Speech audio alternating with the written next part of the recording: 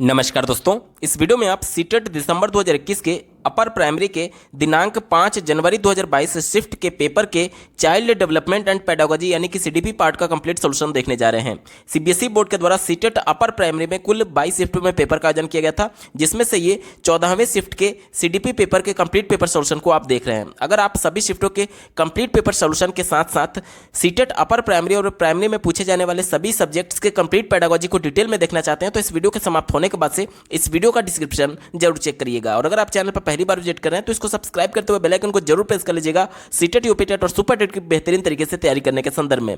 चलिए दोस्तों, आज के इस महत्वपूर्ण वीडियो को शुरू करते हैं। पहले प्रश्न में यहां पर देखिए एक स्टेटमेंट दिया गया और दूसरा उसका रीजन दिया गया और दोनों को पढ़ करके सही विकल्प का चयन कर लेना। चलिए जल्दी से स्टेटमेंट को पढ़ लेते हैं। कहा जा रहा है कि बच्चे सही ढंग से नहीं सीख पाते अगर वह अस्वस्थ या फिर अल्प पोषित होते हैं। बिल्कुल सही बात है। बच्चे का जो विभिन्न प्रकार के पक्षों में विकास होता है, जैसे कि शारीरिक विकास हो गया, मानसिक विकास हो गया, संवेगात्मक विकास हो गया, तो जो जितने भी विकास के पक्ष हैं वो एक दूसरे को प्रभावित करते हैं। जैसे कि मान लीजिए बच्चा अगर शारीरिक रूप से स्वस्थ नहीं है तो वो मानसिक रूप से भी स्वस्थ नहीं होगा। क्यों? क्योंकि आपने एक सिद्धांत पढ़ा होगा, कई मनोवैज्ञानिकों के द्वारा बताया गया कि स्वस्थ शरीर में ही स्वस्थ मन का निवास होता है। यानी कि बच्चे का संज्ञानात्मक विकास ठीक ढंग से हो, इसलिए आवश्यक यह है कि बच्चे का शारीरिक विकास ठीक ढंग से होना चाहिए। तो ये बात तो बिल्कुल सही है, हमारा उत्तर होगा।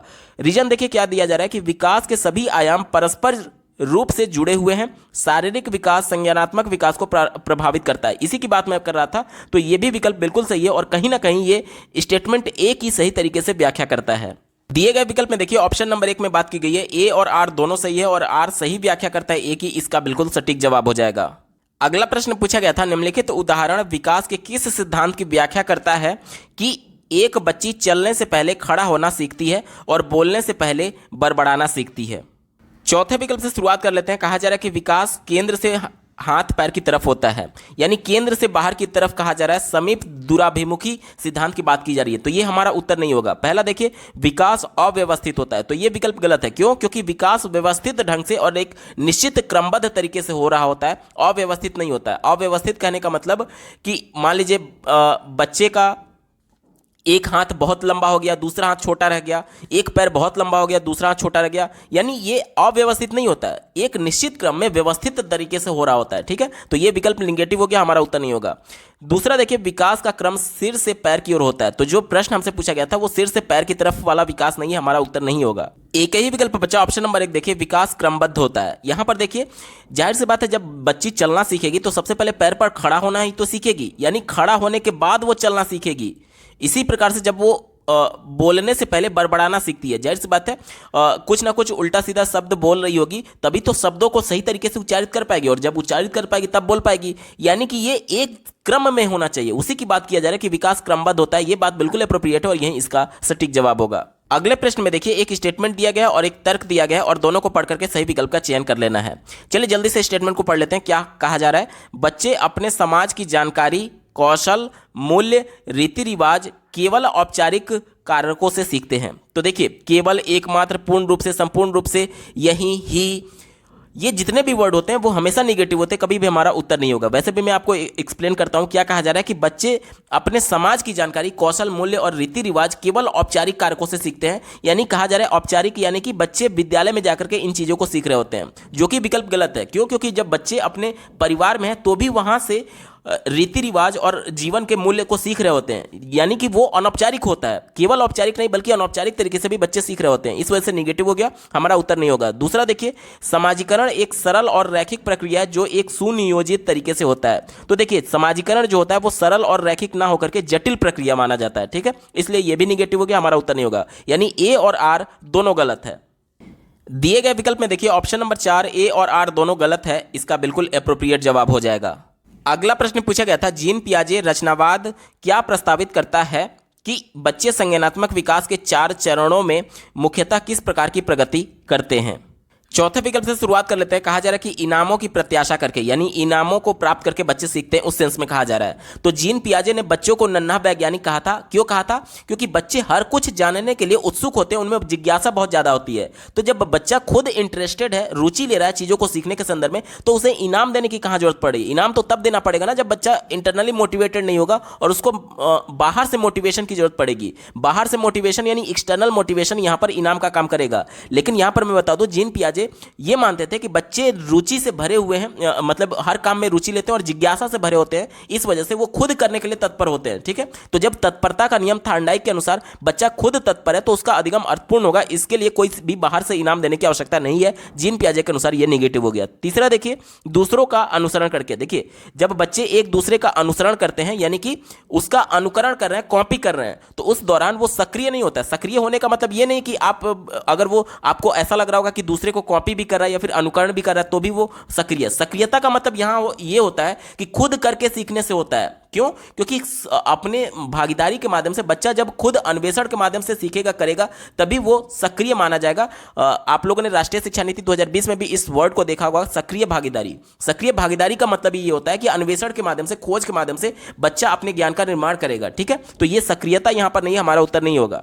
दूसरा विकल्प देखिए, अपने से ज्यादा ज्ञान वाले व्यक्तियों के साथ सामाजिक अंतःक्रिया करके। अपने से ज्यादा ज्ञान वाले व्यक्ति, यानी इसे MKO बोला जाता है, मोर नॉलेजेबल अदर, यानी कि कोई भी एक ऐसा व्यक्ति जो मेरे से थोड़ा बहुत भी लेवल में ज्यादा जानता है, वो मेरे ज्ञान में वृद्धि कर सकता है। तो ये MKO जो टर्म है, ये लेव वाइगोत्स्की का है और प्रश्न हमसे जीन पियाजे के अनुसार पूछा गया था, तो ये हमारा उत्तर नहीं होगा। एक ही विकल्प बचा, ऑप्शन नंबर 1 देखिए, वातावरण में अंतःक्रिया करके। आप इसको देख करके कंफ्यूज मत हो जाइएगा कि अंतःक्रिया जो है वो किसका टर्म है, लेव वाइगोत्स्की का, क्योंकि उनके सिद्धांत में ही नाम में आता है कि सामाजिक सांस्कृतिक अंतःक्रिया का सिद्धांत। तो यहां पर अंतःक्रिया का मतलब इंटरेक्शन से नहीं है, यहां पर अंतःक्रिया का मतलब कि बच्चे खुद करके सीखते हैं और खुद करेंगे तो जाहिर सी बात है किसी ना किसी परिवेश में कुछ गतिविधि कर रहे होंगे, तो उस परिवेश में गतिविधि के दौरान जो उनका एक तरीके से गतिविधि के दौरान जो कुछ भी वो सीख रहे हैं, उस सीखने के से अंतःक्रिया करने के संदर्भ में है। यानी कि जो कुछ भी एक्शन हो रहा है उस एक्शन से इंटरेक्शन करने के संदर्भ में, इस सेंस में यहां पर आया हुआ है। ठीक है, यहां पर सामाजिक अंतःक्रिया अगर रहता तब यहां पर जाकर के लेव वाइगोत्स्की की बात की जाती, क्योंकि लेव वाइगोत्स्की ने कहा था कि बच्चे सामाजिक अंतःक्रिया के माध्यम से सीखते हैं। ठीक है, यहां पर देखिए सामाजिक अंतःक्रिया आया हुआ है, यहां पर अंतःक्रिया इंटरेक्शन से संबंधित नहीं है।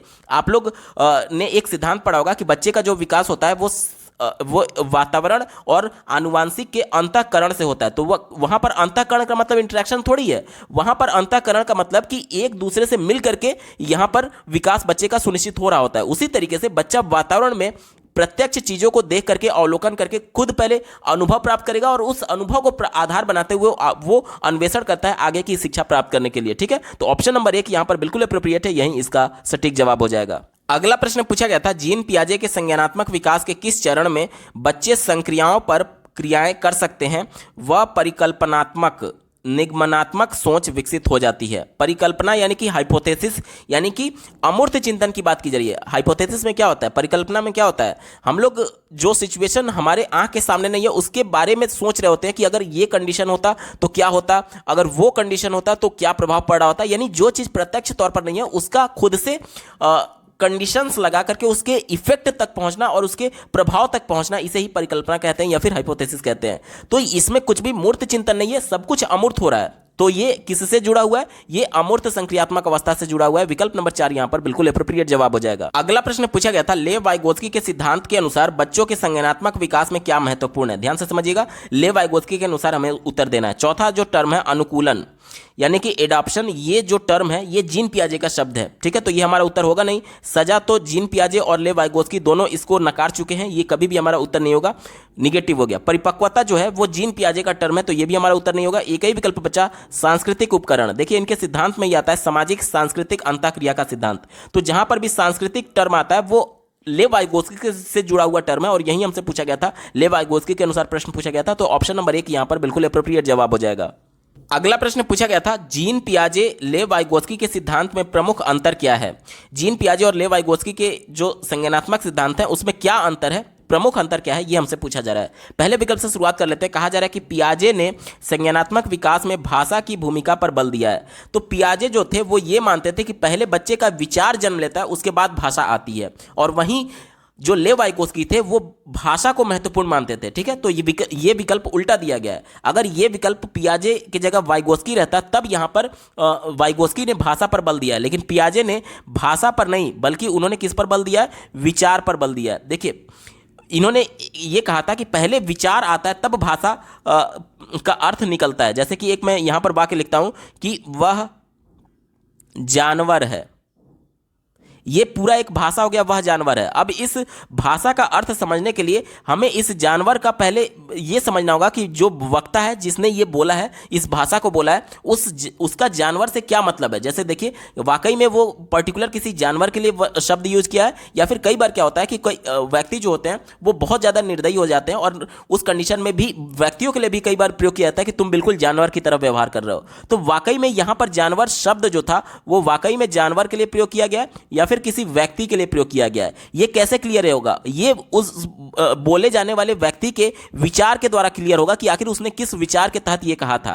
इसलिए जीन पियाजे जो थे वो विचार को ज्यादा महत्व देते थे और उनका यह मानना था कि पहले विचार आता है उसके बाद भाषा का अर्थ निकलता है। ठीक है, और यहां पर भाषा की बात की गई थी तो ये लेव वाइगोस्की के अनुसार भाषा को उन्होंने माना था, और चूंकि यहां पर जीन पियाजे की बात की गई है तो ये हमारा उल्टा हो गया, निगेटिव हो गया, गलत हो गया। ठीक है, दूसरा देखिए, वाइगोस्की ने सीखने में वंशानुगत क्षमताओं को प्राथमिक महत्व दिया है।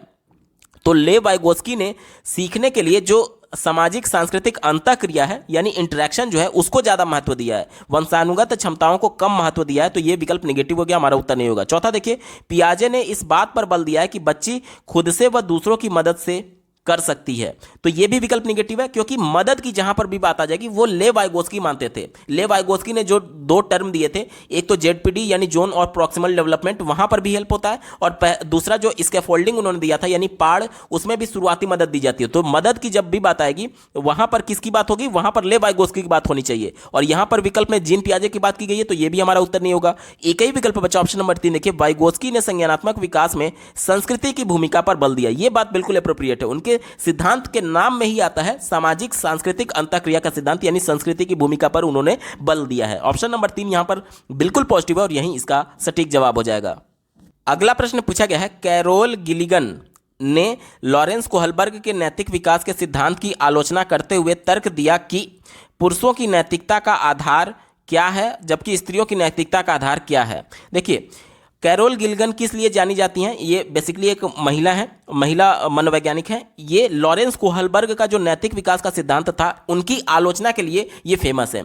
अब लॉरेंस कोहलबर्ग ने जो अपना नैतिक विकास का सिद्धांत दिया था, इसमें इन्होंने जो प्रयोग किया था वो सिर्फ पुरुषों पर किया था, महिलाओं पर नहीं किया था। इसलिए कैरोल गिलिगन इनका आलोचना ये करती हैं कि चूंकि इन्होंने जो सिद्धांत दिया है वो केवल और केवल पुरुषों पर परीक्षण किया गया है, इसलिए महिलाओं पर इसको सही तरीके से लागू होगा या नहीं, इसको सही से डिफाइन नहीं किया है लॉरेंस कोहलबर्ग ने। ठीक है, और इसके आधार पर उन्होंने इस आलोचना को दिया था। ठीक है, तो कैरोल गिलिगन ये मानती थी कि जो पुरुषों में नैतिकता का आधार होता है वो न्याय होता है और स्त्रियों में नैतिकता का आधार देखभाल होता है। ठीक है, ऑप्शन नंबर 1 यहां पर बिल्कुल सटीक जवाब हो जाएगा। कैसे, ध्यान से समझिएगा। आप लोग देखते होंगे कि महिलाओं में जो बच्चे के प्रति ममता होती है वो ज्यादा होती है। आप देखते होंगे कि प्राइमरी में भी अगर आप प्राइवेट स्कूल में जाएंगे तो वहां पर महिला टीचर्स को ज्यादा प्रीफर किया जाता है। क्यों? क्योंकि ये माना जाता है कि महिला का जो नैतिकता होता है वो ज्यादा देखभाल करने वाला है, यानी बच्चे को ज्यादा केयरिंग वो कर सकती हैं, ज्यादा केयर कर सकती हैं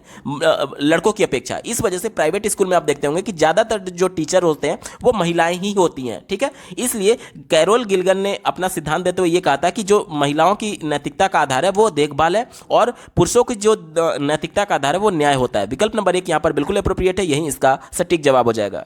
अगला प्रश्न पूछा गया था, हार्वर्ड गार्डनर के बहुबुद्धि सिद्धांत के अनुसार निम्नलिखित में से कौन सा जोड़ा बुद्धि का प्रकार और अंतः स्थिति अनुपालन संभावना के अनुसार सही है। यानी कि देखिए, यहां पर विभिन्न प्रकार के बुद्धि के प्रकार दिए गए हैं और ये बुद्धि किसमें पाई जाएगी यहां पर वो दिया गया है। तो अब हमें ये चुनना है कि कौन सा इसमें एप्रोप्रिएट है। पहला दिया गया है भाषिक बुद्धि, कहा जा रहा है कि लेखापाल में ये पाया जाएगा, तो ये गलत है। भाषिक जो बुद्धि होता है, भाषाई जो बुद्धि होता है, वो एक तरीके से जो लेखक होता है उसमें पाया जाता है। ठीक है, तो ये गलत हो गया। दूसरा देखिए, स्थानिक बुद्धि कहा जा रहा है और वास्तुकार कहा जा रहा है, यानी कि वास्तुशिल्प से जुड़ा हुआ है और वो स्थानीय चीज़ों को, यानी ये चीज़ यहाँ होना चाहिए, ये चीज़ यहाँ होना चाहिए। जैसे कि वास्तुशास्त्र के माध्यम से जब हम लोग घर भी बना रहे होते हैं तो उसमें देखते हैं कि दरवाजा यहाँ पर होना चाहिए, खिड़की यहाँ पर होना चाहिए, पूजा घर यहाँ पर होना चाहिए, यानी ये स्थान विशेष से जुड़ा हुआ है और ये वास्तुकार यानी वास्तुशास्त्र से डायरेक्टली कनेक्टेड है। तो ये वाली जो बुद्धि होगी वो वास्तुकार में पाई जाएगी। ये विकल्प बिल्कुल अप्रोप्रिएट है, सही सुमेलित है। ऑप्शन नंबर 2 सही जवाब हो जाएगा। बाकी के विकल्पों पर एक बार चर्चा कर लेते हैं। कहा जा रहा है कि शारीरिक गति संवेदनात्मक बुद्धि, तो ये कहा जा रहा है कि ये गायक में पाया जाएगा, तो ये विकल्प निगेटिव है, हमारा उत्तर नहीं होगा। चौथा देखिए, प्राकृतिक, तो ये कहा जा रहा है ये शिक्षक में पाया जाएगा, तो ये भी निगेटिव है, सही सुमेलित नहीं है, हमारा उत्तर नहीं होगा। एक ही विकल्प ऑप्शन नंबर 2 यहां पर बिल्कुल सटीक जवाब था। अगला प्रश्न पूछा गया था, राष्ट्रीय शिक्षा नीति 2020 बहुभाषिकता, यानी कि राष्ट्रीय शिक्षा नीति 2020 में बहुभाषिकता जिसे मल्टीलिंगुअलिज्म कहते हैं उसके संबंध में क्या कुछ मेंशन किया गया है। चौथे विकल्प से शुरुआत कर लेते हैं। कहा जा रहा है कि समावेशी शिक्षा में अवरोध के रूप में देखती है।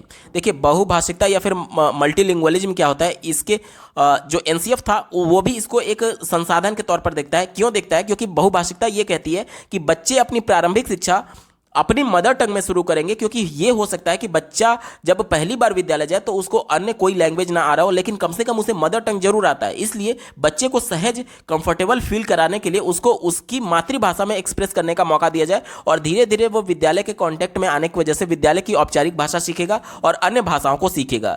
तो ये होता है बहुभाषिकता। तो कहा क्या जा रहा है कि समावेशी शिक्षा में अवरोध के रूप में देखती है, तो ये विकल्प निगेटिव है। जब बच्चे को कंफर्टेबल फील कराया जा रहा हो तो ये अवरोध कहाँ हुआ, ये तो हेल्प हुआ ना, तो ये नेगेटिव हो गया, हमारा उत्तर नहीं होगा। तीसरा देखिए, शिक्षण अधिगम की प्रक्रिया को एक अनावश्यक जटिलता के रूप में देखती है, तो ये भी नेगेटिव है, क्योंकि ये जटिलता नहीं है बल्कि उसको सरलता प्रोवाइड करेगा। वो बच्चा समावेशन के अंतर्गत उस कक्षा में शामिल हो पाएगा अगर उसकी मदर टंग को प्रेफरेंस दिया जाएगा तो। ठीक है, तो ये विकल्प निगेटिव हो गया। पहला देखिए, को बच्चों को सीखने में एक रुकावट की तरह देखती है, यहां पर भी निगेटिव वर्ड यूज किया गया, हमारा उत्तर नहीं होगा। एक ही विकल्प बचा ऑप्शन नंबर 2 देखिए, को कक्षा में पूंजी के रूप में देखती है, यानी किसकी बात की जा रही है, बहुभाषिकता को बात की जा रही है, एक पूंजी के रूप में देखती है। ये विकल्प बिल्कुल पॉजिटिव है। एनसीएफ 2005 बहुभाषिकता को एक संसाधन के तौर पर देखता है और राष्ट्रीय शिक्षा नीति 2020 इसी को एक पूंजी के तौर पर यानी मल्टीलिंगुअलिज्म को एक पूंजी के तौर पर देखता है। विकल्प नंबर 2 यहां पर बिल्कुल एप्रोप्रिएट जवाब हो जाएगा।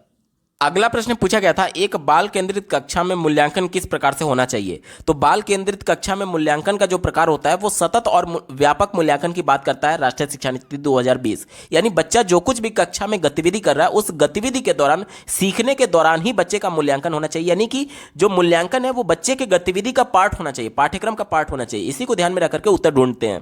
पहला विकल्प दिया गया है कि कुछ सामयिक परीक्षाओं द्वारा किया जाता है। सामयिक यानी कि जो स्पेसिफिक पीरियड पर जो परीक्षाएं होती है, यानी कि एक तरीके से वार्षिक परीक्षा, अर्धवार्षिक परीक्षा की बात की जा रही है, तो यह विकल्प निगेटिव है। क्यों? क्योंकि पर्टिकुलर किसी टाइम पीरियड पर मूल्यांकन नहीं होना चाहिए। बच्चा जब सीख रहा है उसी दौरान उसका मूल्यांकन होते रहना चाहिए, यानी लगातार सतत व्यापक मूल्यांकन की बात की जाती है। यह विकल्प निगेटिव हो गया, हमारा उत्तर नहीं होगा। दूसरा देखिए, लिखित वस्तुनिष्ठ परीक्षा द्वारा मूल्यांकन किया जाता है, तो यह भी निगेटिव है, क्योंकि मूल्यांकन देखिए बच्चा अगर शैक्षणिक भ्रमण कर रहा है तो भी घूमते दौरान भी उसका मूल्यांकन होता है कि क्या वो ग्रुप में साथ रहते हुए चीजों को करने की कोशिश कर रहा है, क्या वो ग्रुप का सहयोग कर रहा है, अगर कोई गतिविधि भी कर रहा है कक्षा में तो क्या वो ग्रुप में सभी को बोलने का मौका दे रहा है या फिर अपने आप को डोमिनेंट बना रहा है। ये सभी चीजें बच्चे के मूल्यांकन का पार्ट है, तो केवल लिखित वस्तुनिष्ठ परीक्षा के माध्यम से मूल्यांकन नहीं किया जाएगा, ये निगेटिव है। ठीक है, तीसरा विकल्प देखिए, बिल्कुल नहीं किया जाता है, यानी कि कहा जा रहा है कि मूल्यांकन किया ही नहीं जाता है, तो ये तो बिल्कुल ही निगेटिव हो गया। एक ही विकल्प बचा ऑप्शन नंबर 4 देखिए,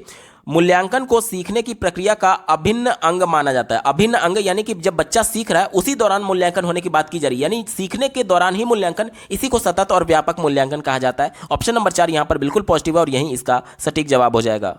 अगला प्रश्न पूछा गया था, राष्ट्रीय शिक्षा नीति 2020 सामाजिक आर्थिक रूप से वंचित समुदाय से आने वाले विद्यार्थियों के अवधारणा के लिए क्या प्रस्तावित करती है, यानी कि एक ऐसे बच्चे हैं जो कि अभी तक वंचित समुदाय से जुड़े हुए थे, यानी कि जिनका जो सांस्कृतिक पृष्ठभूमि था वो बहुत पिछड़ा था, अभी मुख्य धारा में वो नहीं आ पाए थे। इन सभी को शिक्षा में शामिल कराने के संदर्भ में, शिक्षा के मुख्य धारा में शामिल कराने के संदर्भ में राष्ट्रीय शिक्षा नीति 2020 क्या पैरवी करती है, ये हमसे पूछा जा रहा है। चलिए पहले विकल्प से शुरुआत कर लेते हैं। कहा जा रहा है कि रट कर सीखना। देखिए, रटना, याद करना, ये जितने भी वर्ड होते हैं हमेशा निगेटिव होते हैं, कभी भी हमारा उत्तर नहीं होगा। दूसरा देखिए, पाठ्यचर्या व मूल्यांकन का मानकीकरण। मानकीकरण यानी कि स्टैंडर्डाइजेशन की बात की जा रही है, तो स्टैंडर्ड जब भी यूज किया जाएगा तो वो हमेशा निगेटिव होता है। क्यों निगेटिव होता है, ध्यान से समझिएगा।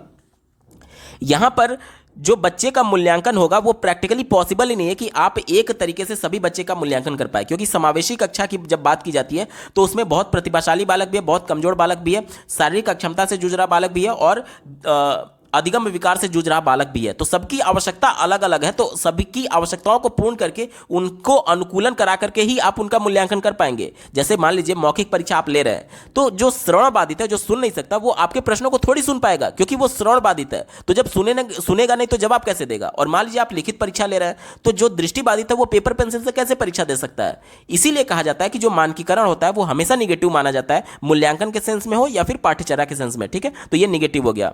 तीसरा देखिए, प्रदर्शन उन्मुख परीक्षण। प्रदर्शन यानी कि परफॉर्मेंस की बात की जा रही है, आउटपुट की बात की जा रही है, रिजल्ट की बात की जा रही है। तो बच्चे का जो सीखना होगा वो एक तरीके से उसके मन में अगर हम लोग रिजल्ट को लेकर के भय बना देंगे कि तुम्हें फर्स्ट आना है, तुम्हें होड़ में जीतना है, तो इससे बच्चा और प्रेशराइज हो जाएगा। देखिए पहले से ही बच्चा वंचित समुदाय से था, यानी हो सकता है कि अभी तक मुख्य धारा में ना आने की वजह से विद्यालय ना गया हो, तो पहले से ही बच्चा पिछड़ चुका है। अब हम उसको और ज्यादा प्रेशराइज नहीं कर सकते परफॉर्मेंस अच्छा परफॉर्म करने के सेंस में। ठीक है, हमारा प्रयास एज ए टीचर ये होना चाहिए कि बच्चा ज्यादा से ज्यादा सीखे। रिजल्ट ओरिएंटेड हमें नहीं होना चाहिए। यहां पर रिजल्ट ओरिएंटेड होने की बात की जा रही है, निगेटिव हो गया, हमारा उत्तर नहीं होगा। एक ही विकल्प बच्चा ऑप्शन नंबर 4 देखिए, संदर्भित व अर्थपूर्ण पाठ्यचर्या। संदर्भित यानी कि उस बच्चे के रेफरेंस से लेते हुए बोला जा रहा है। जैसे कि मान लीजिए बच्चा जिस भी सांस्कृतिक पृष्ठभूमि से आ रहा होगा, बच्चे के संस्कृति से और सामाजिक तौर पर जुड़ाव महसूस होना चाहिए। क्यों? क्योंकि एनसीएफ ये कहता है कि बच्चे का जो विद्यालय शिक्षा है उसके परिवेश से जोड़ करके हमें देना है। परिवेश से क्यों जोड़ने की बात की जाती है? क्योंकि बच्चा जो कुछ भी अपने परिवेश में देख रहा है वो उसका अनुभव हो गया, और उसका अनुभव ही उसका पूर्व ज्ञान है, और पूर्व ज्ञान को आधार बनाते हुए वो उसे आगे की शिक्षा देने की बात करता है एनसीएफ और राष्ट्रीय शिक्षा नीति 2020। इस वजह से बच्चे के कॉन्टेक्स्ट में, यानी बच्चा जिस भी सामाजिक सांस्कृतिक पृष्ठभूमि से आ रहा है उसका कॉन्टेक्स्ट, उसका रिफरेंस लेते हुए आगे सिखाएंगे, तब उसका जो अधिगम होगा वो अर्थपूर्ण होगा, और साथ ही साथ जो उसका पाठ्यचर्या होगा, करिकुलम होगा, वो भी अर्थपूर्ण होगा। ठीक है, ऑप्शन नंबर 4 यहां पर बिल्कुल एप्रोप्रिएट है और यही इसका सटीक जवाब हो जाएगा। अगला प्रश्न पूछा गया है, माध्यमिक स्तर की कई कक्षाओं में देखा गया है कि लड़के कक्षा में उत्तर देने के लिए लड़कियों की तुलना में ज्यादा हाथ खड़ा करते हैं और कक्षा की चर्चाओं में हावी होते हैं। ऐसी परिस्थिति में एक शिक्षिका को क्या करना चाहिए? ध्यान से समझिएगा, यहाँ पर माध्यमिक स्तर का एक कक्षा है जिसमें यह देखा गया कि बार बार जब टीचर के द्वारा प्रश्न पूछा जा रहा है तो लड़के उसका ज़्यादा जवाब दे रहे हैं और लड़कियां जो है वो कम जवाब दे रही हैं। ठीक है, लड़कियों की तुलना में लड़के ज़्यादा जवाब दे रहे हैं, लड़कियां कम जवाब दे रही हैं।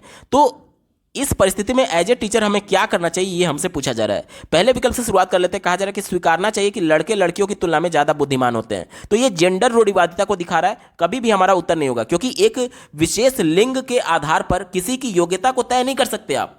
किसी की योग्यता को लिंग के आधार पर अगर आप तय कर रहे हैं तो ये जेंडर रूढ़िवादिता को दर्शाता है, निगेटिव हो गया, हमारा उत्तर नहीं होगा। दूसरा देखिए, स्वीकारना चाहिए कि लड़कियों में माध्यमिक स्तर पर पढ़ने की क्षमता नहीं है। मैं बार बार कह रहा हूं, जब भी किसी बच्चे की क्षमता पर सवाल उठाया जाएगा वो हमेशा निगेटिव होगा। क्यों? क्योंकि आप किसी की लिंग के आधार पर, केवल लिंग के आधार पर कि ये लड़की है तो क्षमतावान नहीं है, इसे निगेटिव माना जाता है, कभी भी हमारा उत्तर नहीं होगा।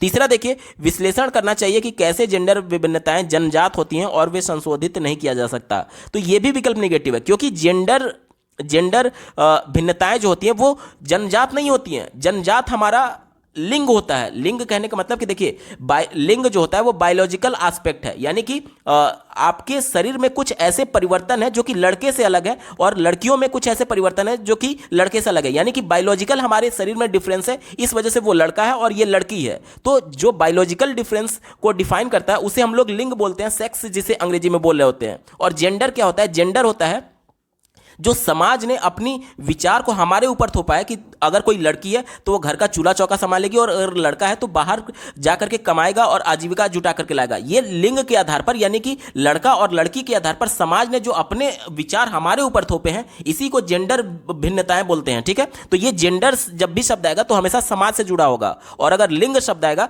तो बायोलॉजिकल एस्पेक्ट से जुड़ा होगा कि शरीर में जो परिवर्तन होते हैं लड़के और लड़कियों में, उसकी बात लिंग करता है और जेंडर की बात समाज करता है। ठीक है, इसी को ध्यान में रखिएगा। और हमसे क्या बोला जा रहा है कि जेंडर भिन्नताएं जन्मजात होती हैं, यानी कि ये कहा जा रहा है कि जेंडर भिन्नताएं जन्मजात होती हैं। जन्मजात आपका लिंग होता है, ना कि जेंडर भिन्नता।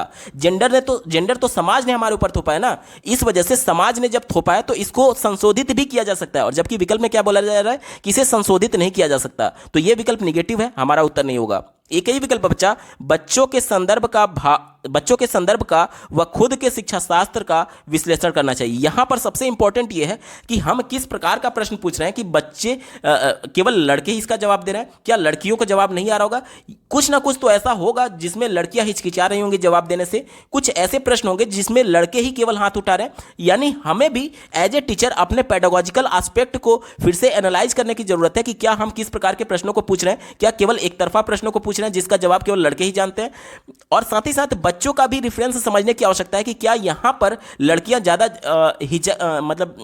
झिझक तो नहीं रही हैं बोलने में कक्षा में। तो यहां पर इसीलिए बच्चों के संदर्भ की बात की गई है और खुद का शिक्षा शास्त्र, यानी कि हम किस पेडागोजिकल एस्पेक्ट को यूज कर रहे हैं, ताकि बच्चे को सबको समान अवसर नहीं मिल पा रहा है, इसलिए हमें खुद के एनालिसिस की आवश्यकता है। इसीलिए यहां पर विश्लेषण वर्ड का यूज किया गया है। ऑप्शन नंबर 4 बिल्कुल एप्रोप्रिएट है और यही इसका सटीक जवाब हो जाएगा।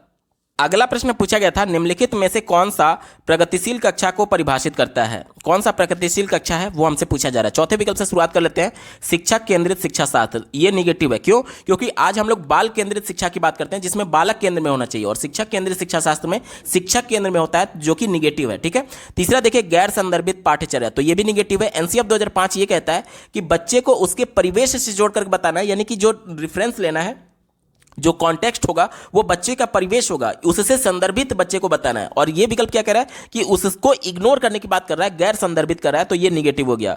पहला देखिए, परीक्षाओं के लिए सीखना। देखिए, परीक्षाओं के लिए सीखना यानी कि रिजल्ट ओरिएंटेड कह रहा है, तो ये भी विकल्प बिल्कुल निगेटिव है। क्यों निगेटिव है? क्योंकि अधिगम बच्चों को इसलिए कराया जाता है ताकि बच्चों के व्यवहार में परिवर्तन हो। जिंदगी भर बच्चा परीक्षा नहीं दे रहा होगा, कभी ना कभी वो अपनी पढ़ाई कंप्लीट करके अपने दैनिक जीवन में जा रहा होगा, तो जो कुछ भी वो विद्यालय में सीखा है अपने व्यवहार में वो चीज परिलक्षित कर पाए, ये शिक्षा का उद्देश्य होता है, न कि सिर्फ परीक्षा में अच्छे अंक पाना। परीक्षा की जब भी बात होगी हमेशा निगेटिव होता है। ठीक है। चलिए, दूसरा एक ही विकल्प बचा, अनुभवात्मक अधिगम पर बल। बिल्कुल सही बात है। अनुभवात्मक यानी कि बच्चा खुद से करके सीखेगा, खुद करेगा तब उसे अनुभव प्राप्त होगा, और उस अनुभव पर आधारित अधिगम यहां पर प्रगतिशील कक्षा में होना चाहिए। ऑप्शन नंबर 2 यहां पर बिल्कुल एप्रोप्रिएट है, यही इसका सटीक जवाब होगा। अगला प्रश्न पूछा गया था, निम्नलिखित में से कौन सा प्रश्न विश्लेषण व मूल्यांकन जैसी उच्चतर संज्ञानात्मक कौशल का आकलन करती है? यहां पर देख लीजिए, विश्लेषण करना है और मूल्यांकन जैसी उच्चतर संज्ञानात्मक कौशल का आकलन करती है, यानी कि कॉग्निटिव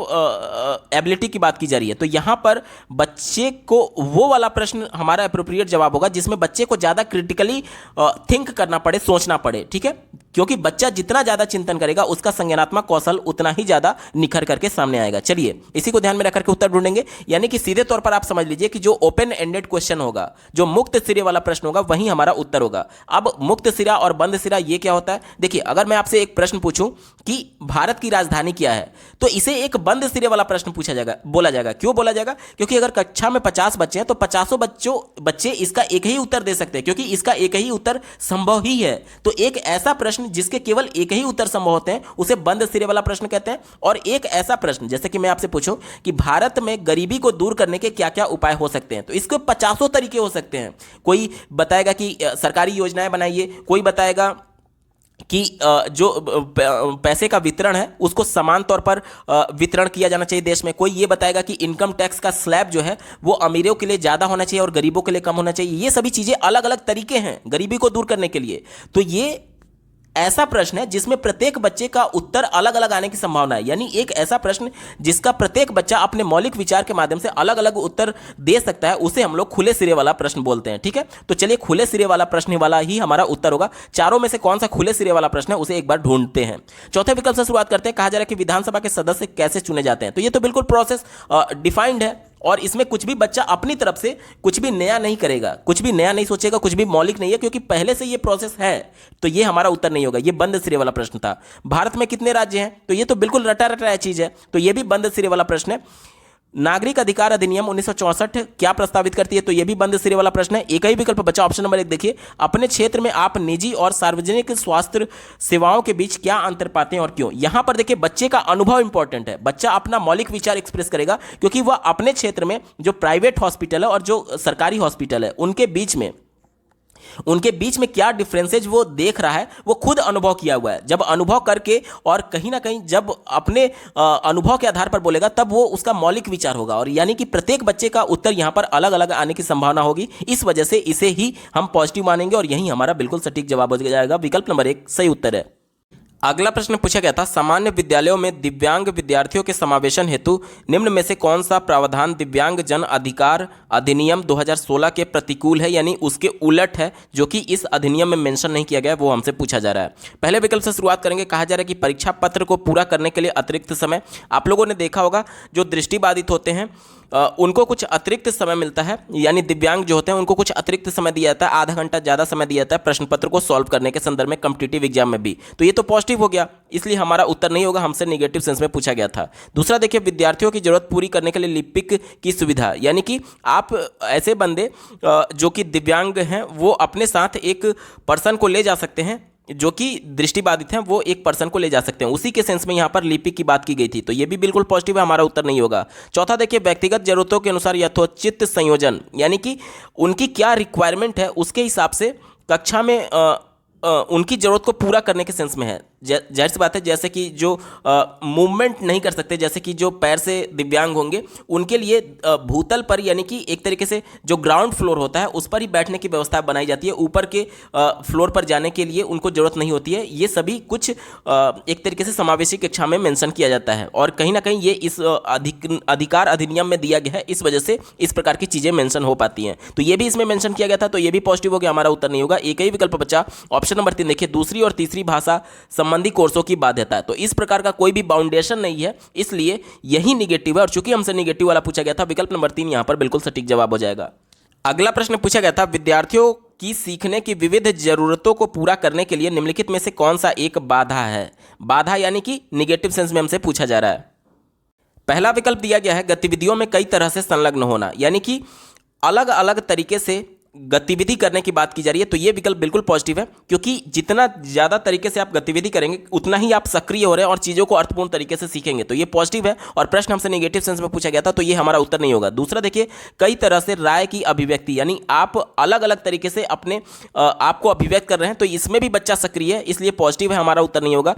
चौथा देखिए, कई तरीकों से सूचना का प्रतिनिधित्व, यानी कि इंफॉर्मेशन को अलग अलग तरीके से रिप्रेजेंट करने की बात की जा रही है। तो ये भी कक्षा में पॉजिटिव सेंस में होगा। कैसे? समावेशी कक्षा में अगर आप देखेंगे तो कोई श्रवण बाधित है, कोई दृष्टि बाधित है, तो दोनों के लिए इंफॉर्मेशन को रिसीव करने का तरीका अलग होगा। कोई जो श्रवण बाधित है वो मौखिक तरीके से आपकी बातों को नहीं सुन पाएगा, तो उसके लिए विजुअल क्लिप्स या फिर साइन लैंग्वेज का इस्तेमाल किया जा सकता है। और जो दृष्टि बाधित है वो देख नहीं सकता, तो उसके लिए बोल करके मौखिक तरीके से सूचना को देना होगा, यानी सूचना का प्रतिनिधित्व कई तरीकों से करना होगा। ये पॉजिटिव सेंस में है, ठीक है। इस वजह से हमारा उत्तर नहीं होगा, क्योंकि हमसे नेगेटिव वाला पूछा गया था। एक ही विकल्प बचा, ऑप्शन नंबर 3 देखिए, कई तरीकों से विद्यार्थियों का नामीकरण और क्रमीकरण। नामीकरण यानी नॉमिनेट करने की बात की जा रही है, और क्रमीकरण यानी कि क्रम से फर्स्ट सेकंड थर्ड की बात की जा रही है। तो ये विकल्प निगेटिव होता है। क्यों? क्योंकि बच्चे को आप उसकी योग्यता के आधार पर नामीकरण करके कि तुम बहुत कमजोर हो, तुम बहुत तेज हो, तुम बहुत प्रतिभाशाली हो, इस प्रकार से आप नॉमिनेट नहीं कर सकते। इससे बच्चे में एक तरीके से विभाजन का सेंस आता है, इस वजह से ये निगेटिव है। क्योंकि बिना बच्चे की योग्यता को आधार बनाए हुए, बिना किसी से भेदभाव किए हुए सबको एक साथ लेकर के चला जाता है समावेशी शिक्षा में, इस वजह से ये निगेटिव है। और चूंकि हमसे निगेटिव वाला पूछा गया था, ऑप्शन नंबर 3 यहां पर बिल्कुल एप्रोप्रिएट जवाब हो जाएगा। अगला प्रश्न पूछा गया था, निम्नलिखित में से कौन सी अधिगम अक्षमता सीधे संचार कौशल और समाविष्ट करने की क्षमता को प्रभावित करती है। समाविष्ट यानी कि कॉम्प्रिहेंशन इसे अंग्रेजी में बोलते हैं, और संचार कौशल यानी कि कम्युनिकेशन स्किल की बात की जा रही है। तो कौन सा एक ऐसा अक्षमता है जो कि बच्चे को कॉम्प्रिहेंशन यानी समझ विकसित करने में और कम्युनिकेशन करने में दिक्कत महसूस होगी। पहले विकल्प से शुरुआत कर लेते हैं। कहा जा रहा है कि गूढ़ज वैफल्य। गूढ़ज जो होता है वो डिसकैलकुलिया को कहते हैं, जिसमें बच्चे को गणितीय जो संक्रियाएं होती हैं, जोड़ घटाना गुणा भाग, इसमें बच्चे को दिक्कत आती है। तो इसमें कोई भी कम्युनिकेशन नहीं है या फिर समझ से संदर्भित नहीं है। देखिए, दोनों का होना यहाँ पर इंपॉर्टेंट है। यहाँ पर अगर आप कम्युनिकेशन कहेंगे तो इसमें नहीं है, लेकिन समझ तो होता है, क्योंकि गणितीय संक्रियाओं को समझते हैं आप। तो यहाँ पर चूंकि कम्युनिकेशन नहीं है, दोनों का होना अनिवार्य है, इस वजह से ये हमारा उत्तर नहीं होगा। दूसरा देखिए, लेखन वैफल्य। लेखन वैफल्य यानी कि लिख करके भी आप कम्युनिकेट कर रहे होते हैं, यानी ये भी संचार कौशल के अंतर्गत आएगा, लेकिन इसमें एक तरीके से समाविष्ट नहीं है, कॉम्प्रिहेंशन नहीं है, इस वजह से ये हमारा उत्तर नहीं होगा। क्योंकि दोनों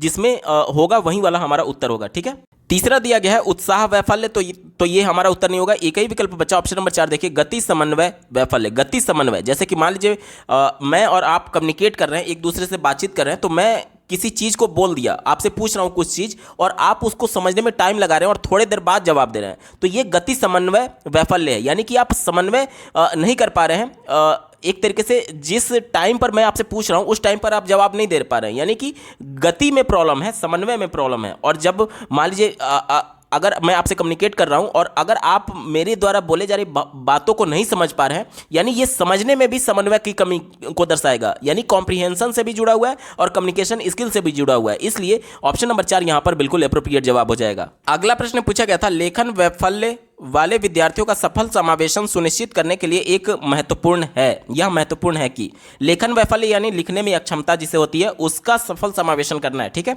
इसी को ध्यान में रखकर के उत्तर ढूंढेंगे। चौथे विकल्प से शुरुआत कर लेते हैं। कहा जा रहा है कि दिए गए कार्य को पूरा करने के लिए अटल समय सीमा निर्धारित करना। अटल यानी कि रिजिड, यानी फिक्स उसको टाइम दे दिया गया है कि आपको इतने ही समय में लिख करके सबमिट करना है। तो देखिए, पढ़ने यहां पर बच्चे को लिखने में अक्षमता है, जाहिर सी बात है लिखने में अक्षमता है तब वो ज्यादा समय लेगा, यानी उसको बाउंड टाइम में आप नहीं कर सकते कि आपको इतने ही समय में सबमिट करना होगा, उसके लिए अतिरिक्त समय की आवश्यकता होगी और ये बच्चे को कम समय दे रहा है, बाउंड कर दिया है कि आपको इतने ही समय में करना है, तो ये निगेटिव हो गया, हमारा उत्तर नहीं होगा। तीसरा देखिए, सादे अनियमित कागज पत्रों पर लिखना अनिवार्य करें। देखिए, अनिवार्य करना ये भी निगेटिव है और साथ ही साथ सादे कागज पर, जैसे बच्चा लिख ही नहीं पा रहा है, लिखने में अक्षमता है, तो बिल्कुल वो वाली कॉपी पर लिखने के लिए बात की जा रही है जो कि ब्लैंक होता है, जिसमें कोई भी लाइन नहीं होती है। तो बच्चा तो एक तो लिखने में समस्या फेस कर रहा है और ऊपर से आप बिल्कुल उसको ब्लैंक पेपर दे देंगे, तो इसमें बच्चा और ज्यादा कठिनाई महसूस करेगा, तो ये भी निगेटिव हो गया, हमारा उत्तर नहीं होगा।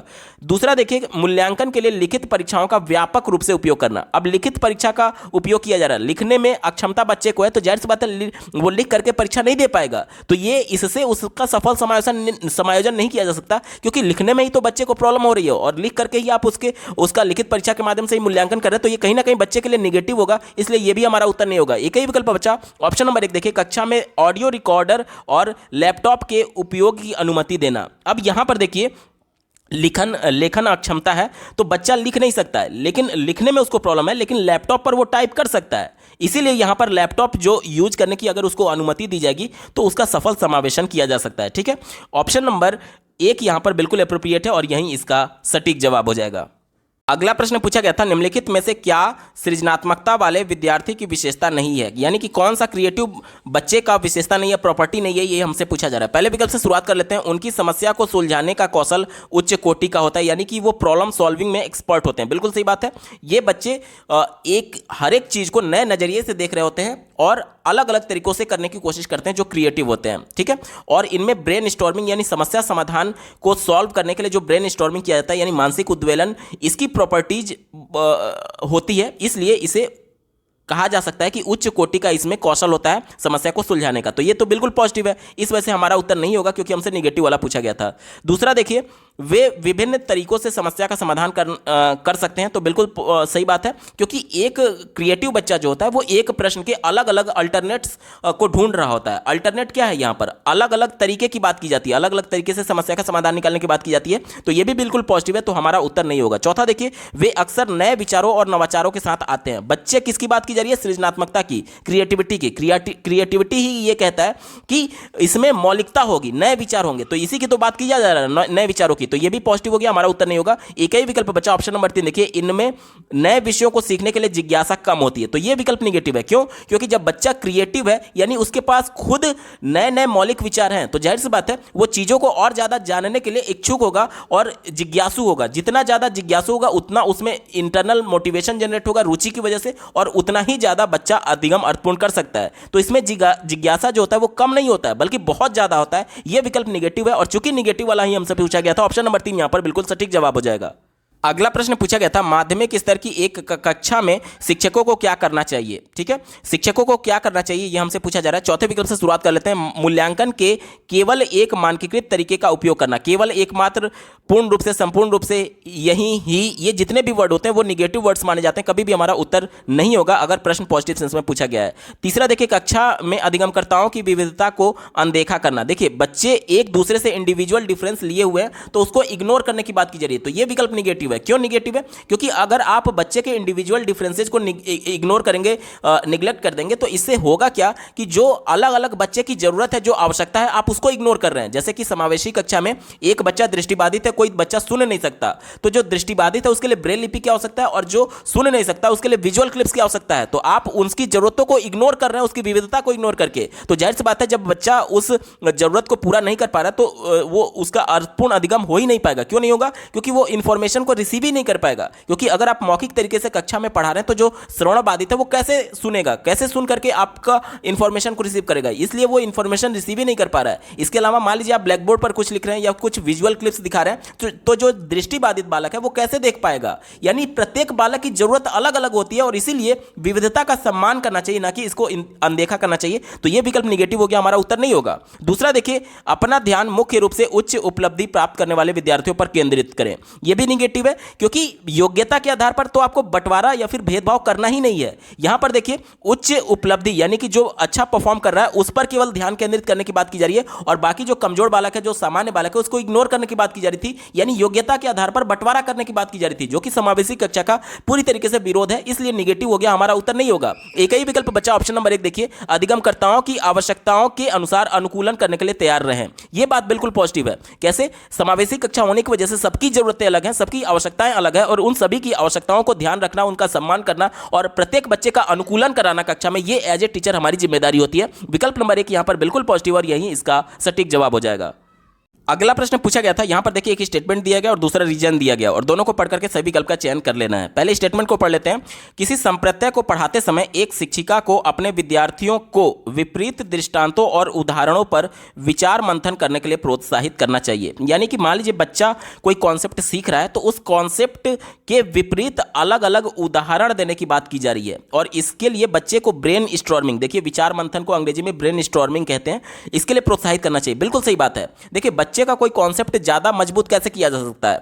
जब मान लीजिए कि बच्चे को कोई कॉन्सेप्ट पढ़ाया जा रहा है, तो जब बच्चे से आप उसके पढ़ाने के बाद से उसके उलट कोई उदाहरण देंगे, और अगर बच्चा आपके उस बताए गए जो भी कॉन्सेप्ट आपने पढ़ा है उसके बेस पर जो आप उल्टा उदाहरण देना, अगर उसको वो ऑब्जेक्ट कर रहा है, यानी कि उसका विरोध कर रहा है, इसका मतलब ये हुआ कि बच्चा उस कॉन्सेप्ट को अच्छे तरीके से सीखा हुआ है। इसी की बात कर रहा है कि देखिए हमें विपरीत उदाहरण दिया जाए, जो भी बच्चा कॉन्सेप्ट सीख चुका है उसके लिए उस कॉन्सेप्ट के विपरीत अगर उदाहरण देते हैं, और अगर बच्चा पकड़ लेता है कि नहीं नहीं ये आप गलत बता रहे हैं, तो इसका मतलब ये हुआ कि बच्चा कॉन्सेप्ट सही तरीके से सीखा है, यानी कि बच्चा ब्रेन स्टॉर्मिंग कर रहा है। तो ये विकल्प बिल्कुल पॉजिटिव हो गया, हमारा उत्तर होगा। दूसरा देखिए क्या कहा जा रहा है, गैर उदाहरण किसी संप्रत्यय के समझने में कोई भूमिका नहीं निभाती है। यानी कि जो हम उल्टा उदाहरण दे रहे हैं, विपरीत उदाहरण दे रहे हैं, ये कह रहा है कि कोई भी भूमिका नहीं निभाती है किसी कॉन्सेप्ट को समझने में, तो ये निगेटिव है।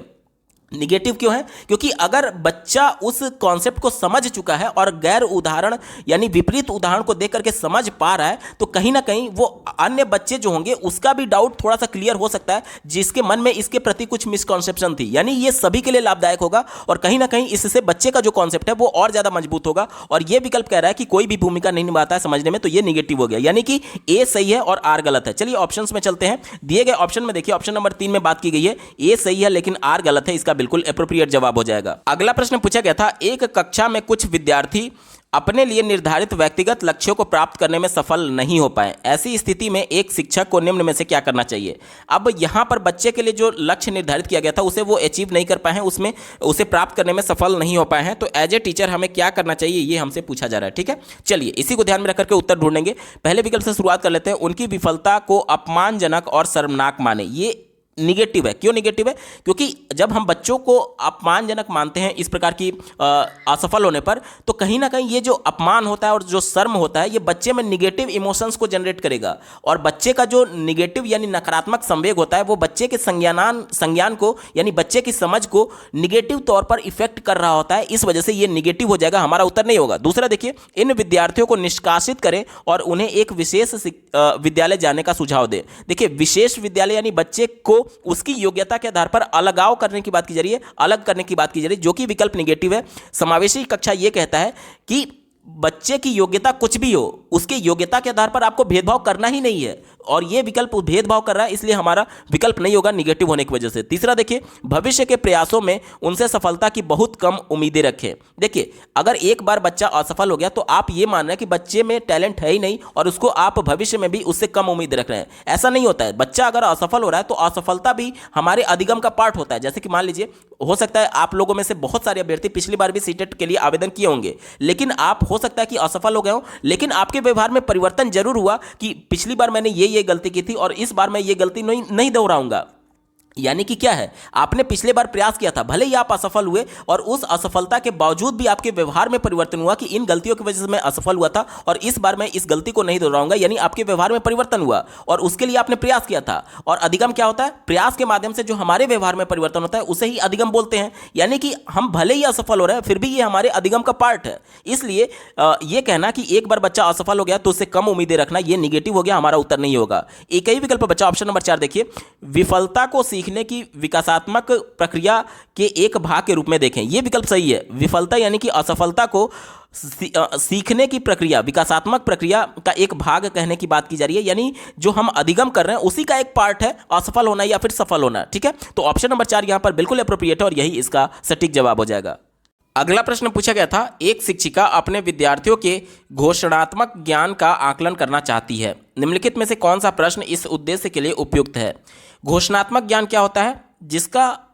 ऐसा प्रश्न जिसका उत्तर हम लोग सिर्फ एक शब्द में दे पाए या फिर एक ऐसे समझ सकते हैं कि जिसका एक ही उत्तर संभव है, उसे भी घोषणात्मक प्रश्न कहते हैं, डिक्लेरेटिव प्रश्न कह सकते हैं। जैसे कि अगर मैं आपसे ये पूछूं कि भारत की राजधानी क्या है, तो आप जाहिर सी बात है नई दिल्ली बताएंगे, तो ये डिक्लेरेटिव इंफॉर्मेशन, डिक्लेरेटिव नॉलेज कहा जाएगा। लेकिन अगर मैं यहीं आपसे ये पूछूं कि भारत में गरीबी को दूर करने के क्या क्या उपाय हो सकते हैं, तो आप इसे डिक्लेरेटिव नॉलेज नहीं कहेंगे, क्योंकि आप इसे एक्सप्रेसिव नॉलेज कहेंगे। अपने आप को एक्सप्रेस कर रहे होते हैं। और ऐसा कोई भी प्रश्न जिसका आप एक शब्द में या फिर जिसका यूनिक आंसर होता है, मतलब कि एक ही आंसर संभव ही है, उसे डिक्लेरेटिव ज्ञान कहते हैं। ठीक है, इसी को ध्यान में रखकर के उत्तर ढूंढेंगे। जैसे कि देखिए, एक केक कैसे तैयार किया जाता है, तो इसके कई उत्तर हो सकते हैं, और प्रत्येक बच्चा अपने आप को अलग अलग एक्सप्रेस कर रहा होगा। जब अपने घर में वो केक बनते हुए देखा होगा या फिर कहीं फैक्ट्री में केक बनते हुए देखा होगा, तो वो जो अनुभव किया है अपने अनुभव के हिसाब से अपने मौलिक विचार को अभिव्यक्त कर रहा होगा। तो जहां पर मौलिक विचार अभिव्यक्त करने की बात आ जाएगी, वो डिक्लेरेटिव ज्ञान नहीं होता है। ठीक है, क्योंकि डिक्लेरेटिव ज्ञान वो होगा जिसमें एक ऐसा प्रश्न पूछा जाएगा जिसका सभी बच्चे एक ही उत्तर दे पाए, यानी जिसका एक ही उत्तर संभव हो। ठीक है। चलिए, दूसरा विकल्प दिया गया, ऊबड़ खाबड़ इलाके में साइकिल को कैसे संतुलित करेंगे? तो प्रत्येक बच्चा अपने अनुभव के हिसाब से उत्तर दे सकता है, इसलिए यह भी हमारा उत्तर नहीं होगा। चौथा विकल्प देखिए, गेहूं के रोपण के लिए मिट्टी तैयार करने की प्रक्रिया क्या है? तो यह भी एक्सप्रेसिव नॉलेज का उदाहरण है, जिसमें बच्चा अपने आप को एक्सप्रेस कर रहा होगा, तो यह भी हमारा उत्तर नहीं होगा। एक ही विकल्प बच्चा, आयतन की गणना का सूत्र क्या है? तो आयतन का सूत्र जो है वो डिक्लेरेटिव नॉलेज के अंतर्गत आएगा। क्यों? क्योंकि बच्चे, चाहे कक्षा में 50 बच्चे हैं, इस सबका उत्तर सेम ही आएगा, क्योंकि इसका एक ही उत्तर संभव है और इसमें अनुभव की बात नहीं आएगी। अनुभव की बात क्यों नहीं आएगी? क्योंकि हमसे सूत्र पूछा गया है, वो यूनिवर्सल ट्रूथ है कि वही उसका होगा। इसमें कोई भी अपने अनुभव, मौलिक विचार का यूज कर ही नहीं सकता है। इस वजह से ऑप्शन नंबर 3 यहां पर इसका केवल एक ही उत्तर संभव है, इसलिए इसे डिक्लेरेटिव नॉलेज कहेंगे और इसी के माध्यम से, इसी प्रश्न के माध्यम से बच्चे के डिक्लेरेटिव नॉलेज का आकलन किया जा सकता है। ठीक है, ऑप्शन नंबर 3 यहां पर बिल्कुल सटीक जवाब होगा। अगला प्रश्न पूछा गया था, एक शिक्षक अपने विद्यार्थियों के अधिसंज्ञानात्मक विकास को सुसाध्य करना चाहता है। अधिसंज्ञानात्मक विकास यानी कि मेटाकॉग्निशन की बात की जा रही है। मेटाकॉग्निशन क्या होता है? जब एक बच्चा अपने विचारों के बारे में खुद चिंतन कर सकता है, अपने थिंकिंग के बारे में खुद ब्रेन स्टॉर्मिंग कर सकता है, उसे ही मेटाकॉग्निशन बोलते हैं। ठीक है, आगे पढ़िए, निम्नलिखित में से कौन सा कौशल इस उद्देश्य के लिए सहायक नहीं होगा? कौन सा सहायक नहीं होगा? निगेटिव सेंस में हमसे पूछा जा रहा है। ठीक है, पहले विकल्प से शुरुआत कर लेते हैं, मूल्यांकन। बच्चा अपना खुद का मूल्यांकन करके अपने विचारों के बारे में चिंतन कर सकता है, तो ये हमारा उत्तर नहीं होगा क्योंकि पॉजिटिव हो गया। प्रबोधन यानी कि मॉनिटरिंग, अंग्रेजी में इसे मॉनिटरिंग कहते हैं। मॉनिटरिंग यानी कि एक तरीके से अवलोकन के सेंस में है, ऑब्जर्वेशन के सेंस में है, तो बच्चा खुद को ऑब्जर्व कर सकता है ना, तो ये भी, इसके भी माध्यम से बच्चा अपने विचारों के बारे में चिंतन कर सकता है, तो ये भी हमारा उत्तर नहीं होगा। योजना बनाना यानी प्लानिंग की बात की जाए तो प्लानिंग बच्चा कर सकता है, अपने विचारों के प्रति कर सकता है, तो ये भी हमारा उत्तर नहीं होगा क्योंकि पॉजिटिव था। एक ही विकल्प बच्चा, रट कर याद रखना। देखिए, रटना हमेशा निगेटिव माना जाता है, चाहे किसी भी सेंस में हो, और चूंकि प्रश्न हमसे निगेटिव सेंस में ही पूछा गया था, इस वजह से यहां पर रटना जो है वो निगेटिव हो और इसलिए ऑप्शन नंबर 4 यहां पर बिल्कुल एप्रोप्रिएट जवाब हो जाएगा। अगला प्रश्न पूछा गया था, संरचनावादी दृष्टिकोण अधिगम को किस प्रकार निर्दिष्ट करता है। संरचनावादी दृष्टिकोण पूछा जा रहा है, ठीक है, जिसमें बच्चे खुद सक्रिय होकर के अपने ज्ञान की रचना करेंगे अन्वेषण के माध्यम से, खोज के माध्यम से। पहले विकल्प से शुरुआत करते हैं। कहा जा रहा है कि अव्यवस्थित और एक तरफा, तो यह विकल्प निगेटिव है, क्योंकि जो संरचनावादी दृष्टिकोण होता है वो व्यवस्थित होता है और एक तरफा नहीं होता है। वो चारों दिशाओं में खुद करके सीखने के लिए, चारों दिशाओं कहने का मतलब कि जिस प्रकार से हम लोग सर्वांगीण विकास की बात कर रहे होते हैं, उसी तरफ से, उसी पॉइंट ऑफ व्यू से एक तरफा नहीं होगा। एक तरफा हमेशा निगेटिव होता है, कभी भी हमारा उत्तर नहीं होगा, ठीक है। दूसरा विकल्प देखिए, स्वभावहीन और पृथक। पृथक यानी कि अलग करने की बात की जा रही है, जैसे कि जिस कॉन्टेक्स्ट में बच्चे का जो परिवेश है उस परिवेश से पृथक करने की बात की जा रही है, तो यह विकल्प निगेटिव है, क्योंकि एनसीएफ बच्चों के परिवेश को महत्व देने की बात करता है। चौथा देखिए, निष्क्रिय और निर्भर। निष्क्रिय का मतलब कि बच्चे बिल्कुल निष्क्रिय हैं और किसी पर डिपेंडेंट है अपने ज्ञान का निर्माण करने के लिए, तो ये बिल्कुल नहीं निगेटिव है। एक ही विकल्प बच्चा ऑप्शन नंबर 3 देखिए, पारस्परिक और सक्रिय। ले वाइगोत्स्की के सिद्धांत के अनुसार बच्चे परस्पर अंतःक्रिया के माध्यम से सीखते हैं और सक्रिय होकर के अपने ज्ञान का निर्माण करते हैं, तो ऑप्शन नंबर 3 यहां पर बिल्कुल पॉजिटिव है और यही इसका सटीक जवाब होगा। अगला प्रश्न पूछा गया था, निम्नलिखित में से कौन सा कदम विद्यार्थियों के समस्या समाधान कौशलों में बाधा डाल सकता है। बाधा डालना यानी निगेटिव सेंस में हमसे पूछा जा रहा है, इसी को ध्यान में रखकर के उत्तर ढूंढेंगे। पहला दिया गया, समस्या को समझने के लिए स्कीमा यानी संरचना को सक्रिय करना। यानी कि स्कीमा क्या होता है, पहले इसको समझ लेते हैं। जीन पियाजे का ये टर्म है, इसके माध्यम से उन्होंने बताया था कि बच्चे जो कुछ भी देखते हैं उसका एक स्कीमा उनके माइंड में बन जाता है। स्कीमा बेसिकली एक फोल्डर समझ सकते हैं, जिस प्रकार से आपके मोबाइल में इंफॉर्मेशन को सेव करने के लिए अलग अलग प्रकार के इंफॉर्मेशन के लिए अलग अलग फोल्डर बना हुआ है, जैसे कि MP3 गाने का अलग फोल्डर है, वीडियो क्लिप्स का अलग फोल्डर है, इसके अलावा जो इमेजेस हैं उसका अलग फोल्डर होता है, कॉन्टैक्ट लिस्ट का अलग फोल्डर होता है, यानी प्रत्येक सूचना के लिए अलग अलग फोल्डर होते हैं। उसी प्रकार से बच्चे की माइंड में प्रत्येक कॉन्सेप्ट, प्रत्येक चीज के लिए अलग अलग फोल्डर बना हुआ है। अब मान लीजिए बच्चे को एक प्रॉब्लम दिया गया, उस प्रॉब्लम को सॉल्व करने, जैसे मान लीजिए मैंने ये प्रॉब्लम दिया बच्चे को कि ये मान लीजिए 40 अंश का कोण है, ये 60 अंश का कोण है, तो ये कितने अंश का कोण होगा। अब बच्चा इससे संबंधित एक प्रमेय पढ़ा है कि त्रिभुज के तीनों अंतःकोण का योग 180 अंश होता है, तो उसी प्रमेय का यूज करके ये इस कोण का मान निकाल सकता है। अब ये जो प्रमेय पढ़ा है वो उसके पर्टिकुलर किसी एक स्कीमा में सेव होगा। अब जाहिर सी बात है, इस प्रश्न को सॉल्व करने के लिए उस स्कीमा को एक्टिवेट करेगा, उस स्कीमा को सक्रिय करेगा, तभी वो उस स्कीमा में सेव उस थियरम यानी उस प्रमेय का यूज यहां पर कर पाएगा। यही ऑप्शन नंबर 1 में बोला गया है कि जहां पर वो थियरम सेव था उसके माइंड में, उस स्कीमा को सक्रिय करने की बात की जा रही है, तब प्रॉब्लम सॉल्व होगा। बिल्कुल सही बात है, पॉजिटिव है, इसलिए हमारा उत्तर नहीं होगा, क्योंकि हमसे निगेटिव सेंस में पूछा गया था, बाधा पूछा गया था। दूसरा देखिए, समस्या के बारे में प्रासंगिक जानकारी पर ध्यान केंद्रित करना। प्रासंगिक जानकारी यानी कि मान लीजिए कि प्रॉब्लम को सॉल्व करने के लिए कुछ हमारे पास बेसिक इंफॉर्मेशन दिए गए रहते हैं, जैसे कि जो इबारती वाले प्रश्न होते हैं, शाब्दिक जो प्रश्न होते हैं, उसमें कुछ भूमिका बताई गई रहती है। उन प्रासंगिक जानकारी को ध्यान में रख करके, उसको ध्यान में रख करके हम लोग प्रॉब्लम को सॉल्व कर सकते हैं। बिल्कुल सही बात है, पॉजिटिव है, यानी कि ये पॉजिटिव हो गया। और चूंकि प्रश्न हमसे निगेटिव पूछा गया था, तो ये भी हमारा उत्तर नहीं होगा। चौथा देखिए, समस्या के संभावित समाधानों का पहचान करना, यानी कि कितने संभावित समाधान हो सकते हैं, यानी अल्टरनेट्स की बात की जा रही है। जैसे कि एक प्रॉब्लम को सॉल्व करने के कई तरीके हो सकते हैं, तो अगर हम लोग अल्टरनेट्स की पहचान कर लेंगे तो जाहिर सी बात है ये समस्या समाधान कौशल के अंतर्गत आएगा, पॉजिटिव है, इसलिए ये हमारा उत्तर नहीं होगा, क्योंकि हमसे निगेटिव वाला पूछा गया था। एक ही विकल्प बचा, ऑप्शन नंबर 3 देखिए, किसी समस्या को प्रस्तुत करने के एक निर्दिष्ट तरीके पर अटक जाना। निर्दिष्ट यानी कि यूनिक, रिजिड, यानी कि एक ही विधि का प्रयोग करने की बात की जा रही है, ठीक है। तो जब जाहिर सी बात है, जब हम लोग अटक चुके हैं उस विधि पर, तो जाहिर सी बात है अल्टरनेट का प्रयोग करेंगे। वो उस विधि से सॉल्व नहीं हो पा रहा है, तो क्यों पढ़े हैं उसके पीछे, अल्टरनेट विधि का यूज कर सकते हैं। तो ये उसी पर अटके रहने की बात कर रहा था, और इस वजह से ये उस प्रॉब्लम को सॉल्व करने के कौशल में बाधा डालेगा। ऑप्शन नंबर 3 यहां पर निगेटिव था, और चूंकि हमसे निगेटिव वाला पूछा गया था, ऑप्शन नंबर 3 यहां पर बिल्कुल एप्रोप्रिएट जवाब हो जाएगा। अगला प्रश्न पूछा गया था, संज्ञानात्मक विकास के समकालीन दृष्टिकोण भ्रांतियों को किस प्रकार से देखते हैं। भ्रांति यानी कि मिसकॉन्सेप्शन कहा जा रहा है, मिसकॉन्सेप्शन को किस प्रकार से देखा जाता है, ये हमसे पूछा जा रहा है, ठीक है। चलिए पहले विकल्प से शुरुआत कर लेते हैं, पूरी तरह से महत्वहीन और सीखने की प्रक्रिया में एक बाधा। देखिए मान लीजिए मैं बच्चे को न्यूटन का नियम बता रहा हूं, तो बच्चे उस नियम के प्रति अपनी एक अलग पैरेलल कुछ इंफॉर्मेशन या फिर अपनी समझ को विकसित कर रहे हैं, उसे ही मिसकॉन्सेप्शन कहा जाता है। जैसे कि मान लीजिए न्यूटन का नियम मैंने बताया, तो उसके उलट कुछ बच्चा अगर चिंतन कर रहा है तो जाहिर सी बात है उसे उसके मन में पचासों क्वेश्चन आ रहे होंगे कि अगर ये नियम ऐसे होता, इस प्रकार से होता तो क्या होता। तो वही तो मिसकॉन्सेप्शन है। तो कहीं ना कहीं ये एक नेचुरल प्रोसेस है कि बच्चा जब किसी चीज के बारे में चिंतन करेगा तो उसके गुण दोषों के बारे में चर्चा करेगा ही करेगा, उसके बारे में चिंतन करेगा ही करेगा। तो जब जाहिर सी बात है बच्चे जब उसके प्लस माइनस के बारे में सोच रहे हैं, चिंतन कर रहे हैं, तो एक मिसकॉन्सेप्शन बना सकते हैं, एक पैरेलल एक तरीके से थिंकिंग बना सकते हैं अपने माइंड में, और ये एक सहज यानी नेचुरल प्रोसेस होता है। तो इसको एक बाधा के तौर पर नहीं देखते हैं, बल्कि बच्चा क्रिएटिव है कि अलग अलग तरीके से उस पर्टिकुलर कॉन्सेप्ट के बारे में सोच पा रहा है, तो ये बाधा नहीं होता। निगेटिव हो गया, हमारा उत्तर नहीं होगा। दूसरा देखिए, आमतौर पर प्रतिभाशाली विद्यार्थियों में पाए जाने वाले उच्च क्रम के अधिसंज्ञानात्मक कौशल, यानी कि हमसे क्या बोला जा रहा है कि जो भ्रांति होती है वो केवल उच्च प्रतिभाशाली वाले बालक में पाई जाती है, केवल प्रतिभाशाली बालक में पाई जाती है। तो ये विकल्प निगेटिव है। बच्चा जो बहुत कमजोर है वो भी अगर अपने माइंड में कुछ चिंतन करेगा तो मिसकॉन्सेप्शन बना सकता है। तो ये केवल प्रतिभाशाली से नहीं जुड़ा हुआ है, ये सभी बालकों से जुड़ा हुआ होता है, चाहे वो प्रतिभाशाली है, चाहे कमजोर हो, चाहे दृष्टिबाधित हो, चाहे श्रवणबाधित हो, सभी से जुड़ा हुआ है, केवल प्रतिभाशाली से नहीं जुड़ा हुआ है। इस वजह से निगेटिव हो गया, हमारा उत्तर नहीं होगा। चौथा देखिए, तंत्रिका संबंधी कमी और पठन वैफल्य का पहचान लक्षण है। तो ये विकल्प गलत है, क्योंकि मिसकॉन्सेप्शन बनाना इसका मतलब ये नहीं है कि बच्चे को पढ़ने में अक्षमता है। पठन वैफल्य तो तब होगा ना जब किसी लेख को पढ़ करके उसका अर्थ ना ग्रहण कर पा रहा हो। बच्चा यहां पर अर्थ ग्रहण कर पा रहा है, यहां पर किसी टॉपिक के बारे में एक पैरेलल इंफॉर्मेशन के तहत वो पैरेलल एक तरीके से अपने माइंड में थिंकिंग बना लिया, इसे मिसकॉन्सेप्शन बोला जाता है। इसमें पढ़ने में अक्षमता कहीं से भी नहीं है, इस वजह से ये निगेटिव हो गया, हमारा उत्तर नहीं होगा। एक ही विकल्प बचा, ऑप्शन नंबर 3 देखिए, सहज विचार। इसी को बोलते हैं नेचुरल थिंकिंग, नेचुरल प्रोसेस के तहत, और समझ जो व्यक्ति विशेष के पिछले अनुभव में निहित है।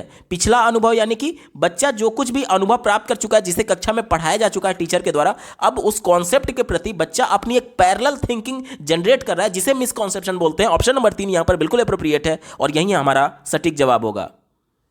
अगला प्रश्न पूछा गया था, प्रदर्शन परिहार लक्ष्य रखने वाले विद्यार्थियों का ध्यान निम्न में से किस पर केंद्रित रहता है। प्रदर्शन परिहार, देखिए परिहार का मतलब होता है एवॉइडेंस और प्रदर्शन का मतलब होता है परफॉर्मेंस, यानी कि ऐसा बच्चा जो अपने परफॉर्मेंस को अवॉइड कर रहा है, ठीक है, तो वो उसका ध्यान किस पर केंद्रित रहता है।